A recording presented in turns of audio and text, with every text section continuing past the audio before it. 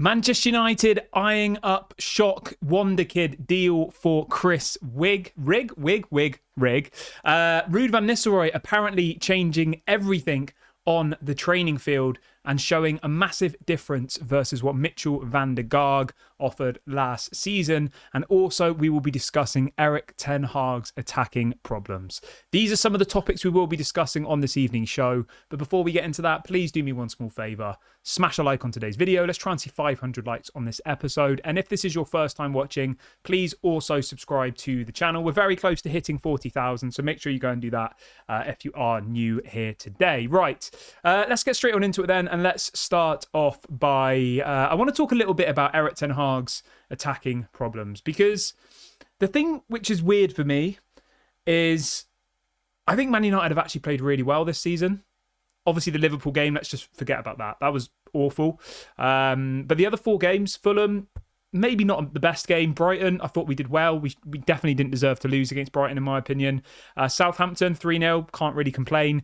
And the game against Crystal Palace, we should have won that convincingly. 3-1, I think would have been a fair scoreline, maybe 2 if you want to be really argumentative. But the problem that Erik ten Hag has is not something to do with his tactics, in my opinion. You might disagree, and that's the point of having, podcasts like this where we can bounce back off each other. But he's building up from the back.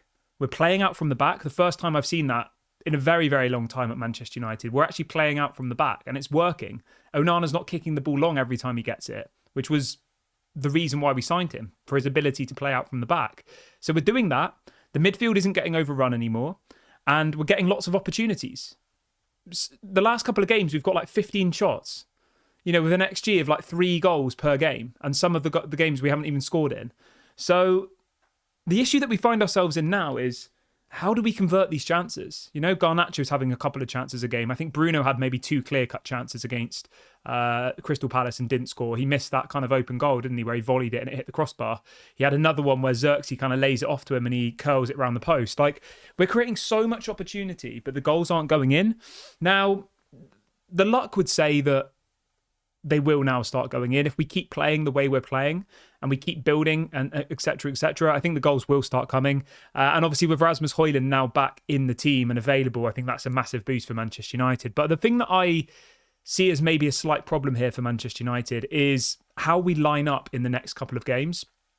Because for me, Joshua Xerxes is undroppable.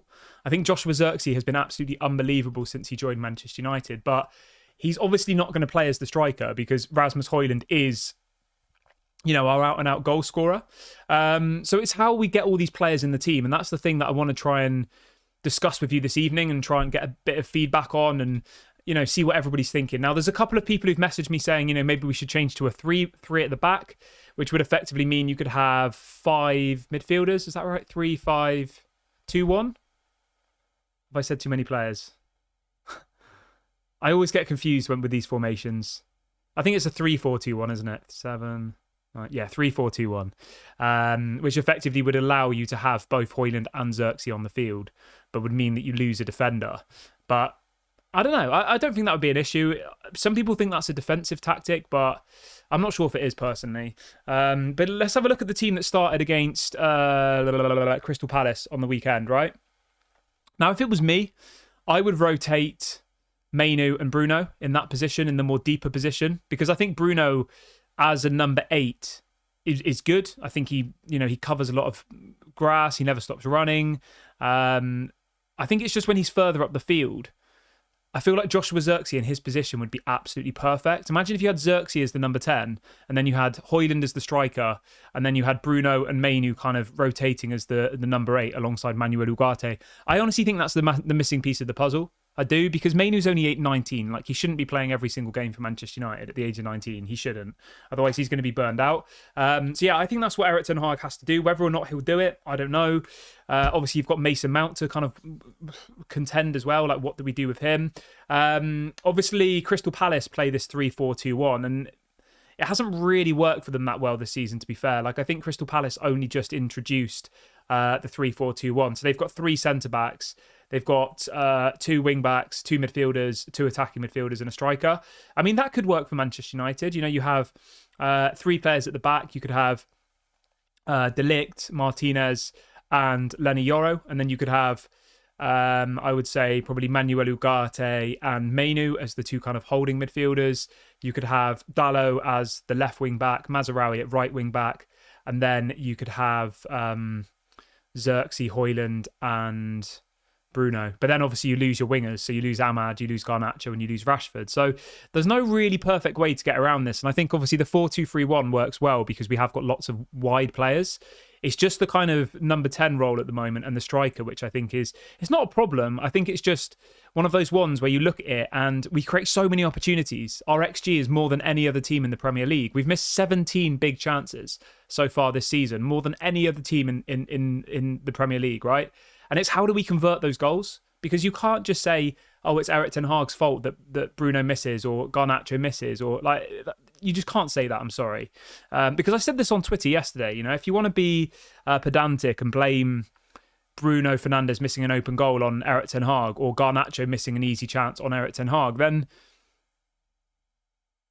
I don't understand how you can do that. Because if you really wanted to go down that route where you're blaming coaches for players' inability to put the ball in the back of the net, then, and I don't think this personally, but this is the argument that I would present to those people, because there are people out there on the internet who are blaming Erik ten Hag because the strikers aren't putting the goal in the back of the net. They're creating beautiful chances and they're not scoring, and they're saying that's ten Hag's fault. But if you want to go down that route, then this is obviously a controversial take, but the whole point of these shows is to, you know, have conversation and to go back and forth. But if you wanted to go down that avenue where you say that it's Erik ten Hag's fault that, you know, we have 15 shots and we don't score, then surely you have to put some blame on Ruud van Nistelrooy as well. Because Ruud van Nistelrooy is a striker, one of the best strikers that came through Manchester United, right? And now he's the assistant manager. So if you're going to blame Erik ten Hag, who I think was a defender when he was a player and is a manager, right? Why are we not putting any blame on Ruud van Nistelrooy? Why are these people who are calling out Erik ten Hag because Garnacho misses an easy opportunity or Bruno misses 2 easy opportunities per game, why are they calling out Erik ten Hag but they're not calling out Ruud van Nistelrooy? Because we were scoring way more goals when Benny McCarthy was here. Benny McCarthy's gone, Ruud van Nistelrooy's here, and now we're scoring less goals. So I don't think it's Ruud van Nistelrooy's fault, by the way. I just literally think I just literally think it's purely because, you know, the players' inability to put the ball in the net. It's as simple as that. And I think, you know, as I said in the summer, we needed a striker. And Joshua Xerxes isn't a striker. Like, I think Joshua Xerxes is genuinely absolutely quality. I think as a number 10, I would even go as far as saying that I'm not going to say he's world class, but I think he's close. I honestly think that. Joshua Xerxes' play is really, really nice. Really nice. I just don't think he's a striker for me. He's not a clinical goal scorer. And I know the game has changed. I know Man City won a Premier League with Bernardo Silva and Gundogan as false nines. Like, I know football has changed, but, you know, you still need to be finding goals from somewhere. You still need those clinical players who can put the ball in the back of the net. There's loads of people in the chat saying that Bruno should be dropped. I mean, after the game against Crystal Palace, I don't blame you for saying Bruno should be dropped, to be honest, because Bruno was absolutely terrible against Crystal Palace. He was awful. It was one of the worst performances I've seen from Bruno Fernandes, you know? And he would probably say that himself as well. He had multiple chances to score goals. He gave the ball away more than any other player on the pitch. I think his pass completion rate was about 70%, which is literally crazy. Absolutely crazy. Yeah, but I'd be interested to see what you guys think. Like, what should Manchester United do in relation to the in relation to the attacking problem? Mark says the reason we didn't score was Henderson having a blinder. I don't remember Onana having a blinder. I thought Onana played unbelievable against Crystal Palace. He made 2 massive saves, one after another. So I don't know what game you were watching, mate. Do you not remember the 2 saves that Onana made? I think it was Eze, and then there was a rebound shot, and he saved both of them. I would argue that Onana made bigger saves in that game, like individually. Obviously, Henderson made loads of saves throughout the game, but 2 of those saves that Onana made were world class. Definitely. Somebody's saying the sound is too low. The sound is always the same volume, so maybe you just have to turn it up. I can see on my screen the monitor, like, that shows me the volume, and it's a good volume. So, yeah, I don't know. I think it's fine at my end. If there's anybody else who's having trouble with the sound, please let me know. But it's the same volume as it is normally, so I don't know. Maybe just turn it up. Gary says, hi, Kieran. Do you consider the season to be a success if we manage to win both the League Cup and the FA Cup? Definitely. 100%. 100%. And obviously my predictions at the beginning of the season were very different to a lot of people who were putting their predictions in. I thought Man United would finish somewhere between 6th and 8th at the beginning of the season before the first ball was kicked. But I thought we would win the Europa League. That was my kind of expectation for the season because I just thought that the Premier League is so competitive now. And my basis on that prediction was that we were going to get loads of injuries. We haven't really had that many injuries yet, to be fair, so far. But, you know, the season is still very, very young. Are we only 3 points off top 4, I think? No, that's not right. We're 4 points off top 4. It's not terrible, I don't think. Obviously, it's not good. 7 points from 5 games is not good. Don't get me wrong. It's not great whatsoever. But I mean, what does that work out? Let's have a look. So our form at the moment is 1.4 points per game. Yeah, I mean, if we were to end the season based on how many points we've earned so far, we would end the season on 53 points, which would be worse than us finishing 8th. 53 points last season would have got you 8th, to be fair. So yeah, our form at the moment is like 8th place form. That's based on the points total of last season, based on how many points we've got so far, divided by how many games we've played. So I've divided 7, which is the amount of points we've got, by 5, which is the number of games we've played. That gives you 1.4. If you times that by the amount of games in the Premier League, which is 38, it gives you a total of 53 points. So at the moment, if we were to continue on the same form to this point, we would end the season on 53 points, which would be enough points based on last season to get us 8th place, which, I mean, that would be the very, very bottom of my expectation. I think, you know, if we were to finish 6th and win the Europa League, obviously it's not the progress that some of you want, but it is still progress on last year, and it is an improvement. I think it's all about the points total as well. Like, I think we should be aiming for like 70 points really this season. That's my kind of, you know, that would be a good total. 70 points would get you top 4. I mean, how many games are left? So let's have a look. So if we do 70 minus the 7 points we've already got, and there are 33 games left. Yeah, so we need to average about 2 points a game now for the rest of the season to get to 70 points, which is a lot if you think about it. I mean, yeah, it is a lot. The thing that I think now is, right, we need to win all of our home games. Like, we need to beat Arsenal at home. We need to beat Brighton. We need to beat Newcastle. We need to beat Tottenham. Like, we need to beat all of the other top 10 teams at home. And then we need to make sure we go and beat the likes of like Wolves, Everton, Brentford, Luton, Burnley, Sheffield United. Like, we need to beat all of those teams away from home. And then, you know, what happens at Man City away, Arsenal away, Liverpool away? Like, we're probably going to lose realistically, aren't we? But yeah, I still think there is hope. I still think we can, you know, have a good season. But yeah, let's have a look what people are saying in the chat. Everybody who is just joined, please do me a small favour and hit the like button as well if you haven't. Let's try and get to 500 likes by the end of today's video. We can definitely do that if everybody watching goes and does that now. And if this is your first time watching, please also subscribe to the channel. We are on the road to 40,000. We're getting very, very close now, so make sure you go and subscribe. If you haven't already, go and do that. It's completely free content, so go and do that right now. But let's move on from that and let's talk a little bit about Chris Rigg. So this story is being quite widely reported today. So Chris Rigg is a 17-year-old central midfielder who currently plays his football for Sunderland in the Championship. I'll be honest, I don't really watch Sunderland play much. I've seen and heard lots of good things about him. He's already broken into the England under-18 squad. He's kind of being compared to like the next Jude Bellingham, you know. Whether he's that good or not, I don't know, to be completely honest with you. But from what I've seen of him, he looks decent. Apparently Manchester United are trying to sign him, but there is lots and lots of clubs who are interested in signing this Chris Rigg guy. He's, you know, he's the star player coming out of the Championship at the moment. The one who's like ahead of his age. The one who, you know, Manchester United are absolutely desperate to sign, alongside obviously Dibbling from Southampton, and then obviously there was a couple of other players as well, like Milos Kerkez from Bournemouth. They're all young players. They're all like around 17, 18, 19, 20. You know, they're all at the beginning of their careers, I guess would be fair to say, but they're showing a lot of promise. So yeah, hopefully Man United can go and get this kid. He looks like the real deal. Yeah. He scored a really nice goal on the week. Was it on the weekend? I think it was. I'm just watching it now. Chris Rigg against Middlesbrough. Let's have a look. Chris Rigg.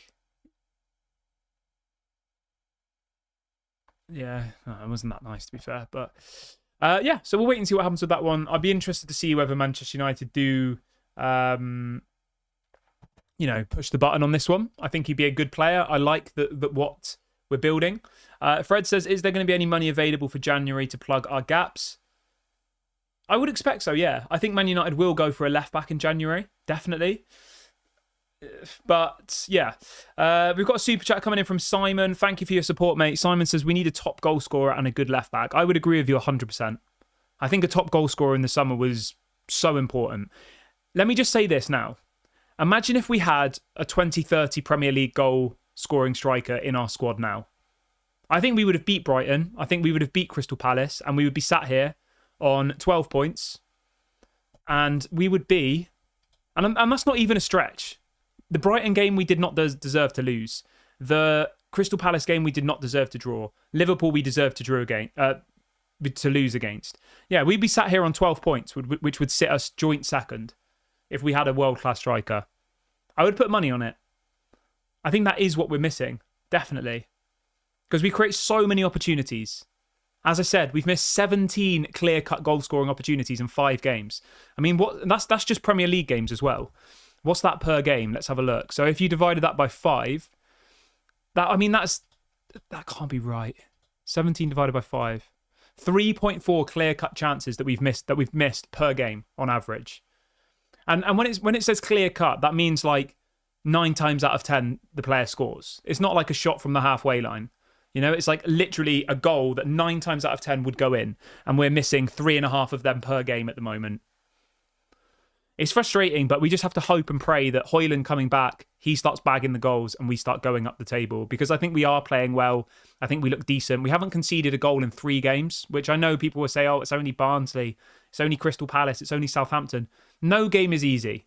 No game is easy, let alone to have 3 clean sheets in a row. Our defence looks solid. Onana's not making mistakes. Our midfield isn't getting overrun.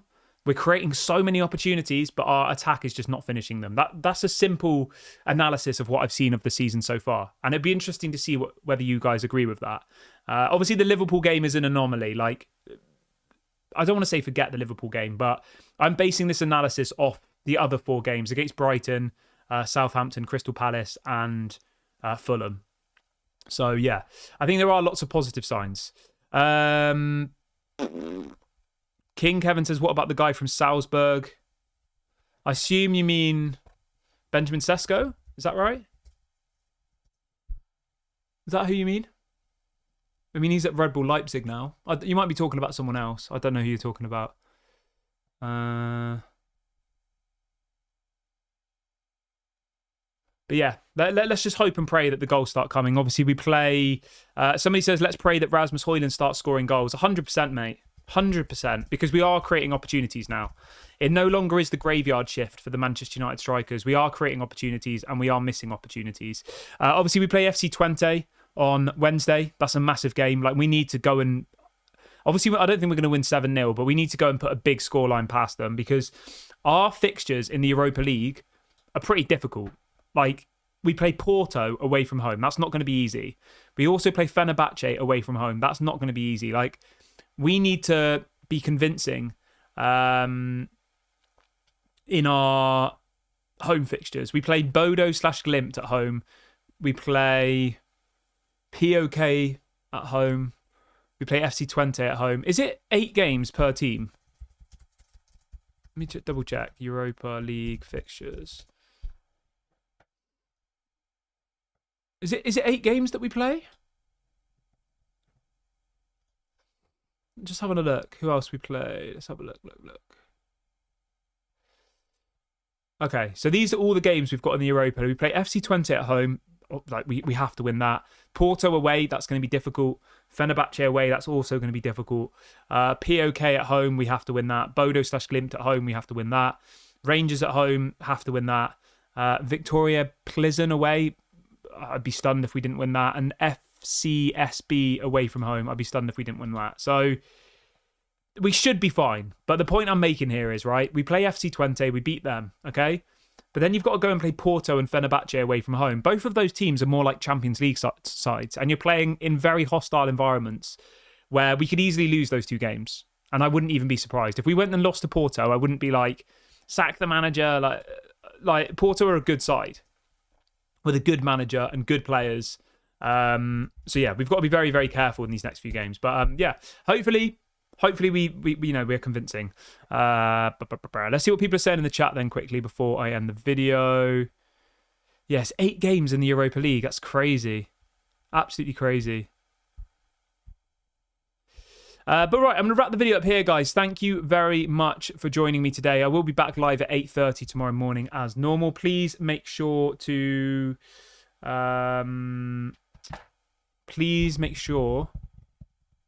drop a like before you go. Subscribe to the channel if you're new. I'll be back at 8:30 tomorrow morning. Have a great day, everybody. Speak to you all later. Bye for now.